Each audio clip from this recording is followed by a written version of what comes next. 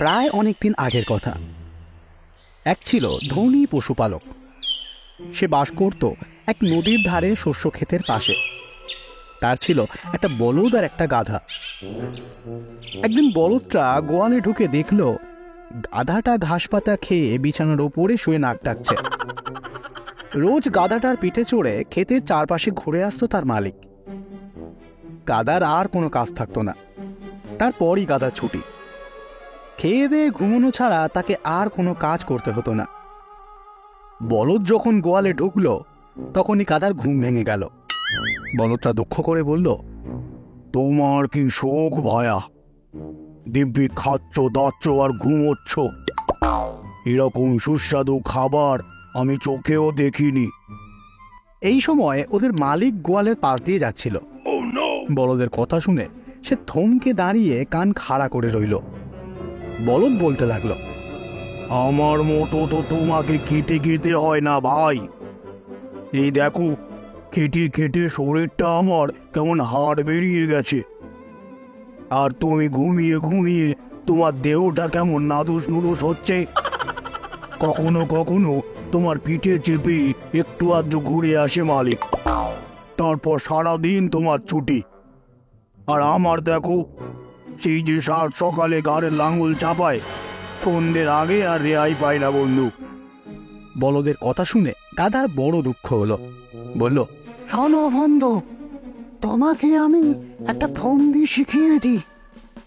কাল সকালে মালিক যখন তোমাকে জমি চাষের জন্য নিয়ে যেতে আসবে, তখন তুমি কিছুতেই উঠবে না। কিন্তু মালিক খুব মারবে, তা মারুক, তুমি সহজে যেতে চাইবে না। কিন্তু মালিক বেটা তোমাকে ছাড়বে না, মেরে ধরে মাটি নিয়ে যাবে। তুমি কিন্তু লাঙল হারে নেবে না, জোর করে চাপাবে মালিক।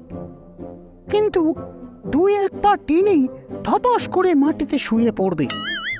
মালিক আবার খুব মারবে, তবুও তুমি উঠবে না। তখন ওরা ভাববে তোমার নিশ্চয় কোনো অসুখ করেছে, দেখবে তখন তুমি রেহাই পেয়ে যাবে। ওদের সব কথাবার্তায় গোপনে শুনে নিল মনিব। আর পরদিন লক্ষ্য করল গাধা যেসব কুবুদ্ধি শিখিয়ে দিয়েছিল, বলদটা ঠিক ঠিক সেইভাবেই অভিনয় করে যেতে লাগলো। কোনো কিছু খাবার খেলো না, লাঠি পেটা করেও মাটি নিয়ে যাওয়া গেল না। লাঙল কাঁধে চাপাতেই মাটিতে শুয়ে পড়ল। মনিব ভাবল, মনে হচ্ছে বলদটার কোনো অসুখ করেছে। মনিব তখন বলল চাকরকে, ঠিক আছে, আজ বলদটাকে রেখে গাধাটাকে নিয়ে আসি। মনিবের কথা মতো গাধাটাকে এনে লাঙলে জুড়ে সারা দিন হাড় ভাঙা রোদের মধ্যে খুব খাটানো হলো তাকে। দিনের শেষে ক্লান্ত অবসন্ন দেহ নিয়ে যখন গোয়ালে ফিরে এলো, তখন বলদ তাকে দুহাত তুলে অভিনন্দন জানাতে থাকলো। তখন বলদ বলল, তোমার বুদ্ধিতে আজ একটু আরাম পেয়েছি আমি বন্ধু। গাধা গম্ভীর হয়ে রইল, কোনো জবাব দিল না। নিজের বোকামের জন্য নিজেই জ্বলে পুড়ে মরতে লাগলো। পরদিন চাকরটা এসে আবার গাধাটাকে নিয়ে গেল, নাঙলে জুড়ল। সারাদিন ধরে আবার সেই হাড় ভাঙা খাটুনি। নাঙলের ঘষায় ঘাড়ের চামড়া উঠে ঘা হয়ে গেল তার। হালের নাঙল টানতে টানতে তার চোখে জল এলো। গাধা ভাবছিল তার নিজের দোষে সে সুখের দিনগুলো হারিয়েছে। এখন তাকে সারাটা জীবন এই লাঙল টানতে হবে।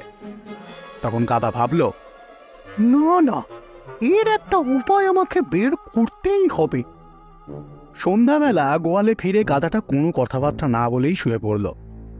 বলদ কাছে এসে মুখ বাড়িয়ে বলল, কি ভায়া, অমন মন মরা হয়ে শুয়ে পড়লে কেন? এসো একটু গল্প করি। কি আর বলবো ভাই, তোমার দুঃখের কথা শুনলাম আজ আমি মনিবের কাছে। এতকাল একসঙ্গে আছি আমরা, কিন্তু আজ যা শুনলাম, মনিব আর রাখবে না তোমাকে। সে কি, রাখবে না মানে?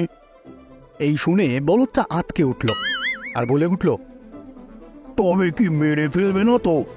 কি শুনলে আমার ব্যাপারে, বলো না ভাই। তখনই গাধা বলল, কসাইয়ের কাছে বেচে দেবে। লোকটাকে বলছিল মনিব, বলদটা বোধহয় বাঁচবে না। ওটা যদি মরে যায় আমার অনেক টাকা লোকসান হয়ে যাবে। তার চেয়ে কসাইয়ের কাছে বেচে দিই, কি বলু? তবু যা হোক, মোটামুটি ভালোই দাম পাওয়া যাবে। মনিবের এই কথা শুনে আমি অবধি খাচ্ছি ভাই। কি করে এত বড় দুঃসংবাদ দেব তো আমি তোমাকে, তাই আমি কিছু বলতে পারছিলাম না। এতকাল আমরা একসঙ্গে আছি, এতদিনের বন্ধুত্ব আমাদের। আজ যদি তোমাকে ওরা কষায় হাতে তুলে দেয়, তাহলে আমি বাঁচবো কি নিয়ে? এবার বাঁচার একটা উপায় বার করো ভাই। এই কথা শুনে বলদ বলল, খবরটা জানিয়ে তুমি আমার জীবন বাঁচালে ভাই। কি বলেতে তোমাকে ধন্যবাদ জানাবো ভেবে পাচ্ছি না। কাল সকালেই আমি উঠে দাঁড়াবো। আজ থেকেই আমি পেট ভরে খাবো। কাল লাঙল টেনে জমি চষে মনিবকে বুঝিয়ে দেব অসুখ সব আমার সেরে গেছে। এই বলে বলদটা উঠে গিয়ে খাবার খেতে শুরু করলো। এদিকে গোয়ালের পিছনে দাঁড়িয়ে মালিক বলদ আর গাধার কথাবার্তাগুলো শুনছিল। পরদিন সকালে চাকরটা গোয়ালে ঢুকেই তো অবাক, বলদটা উঠে দাঁড়িয়ে আছে। গাধাকে রেখে আজ আবার সে বলদটাকে নিয়ে মাঠে চলল। তখনই গাধা হাসতে হাসতে বলে উঠল, আজ থেকে আমি আগের অবস্থায় স্বচ্ছন্দে দিন কাটাতে পারবো।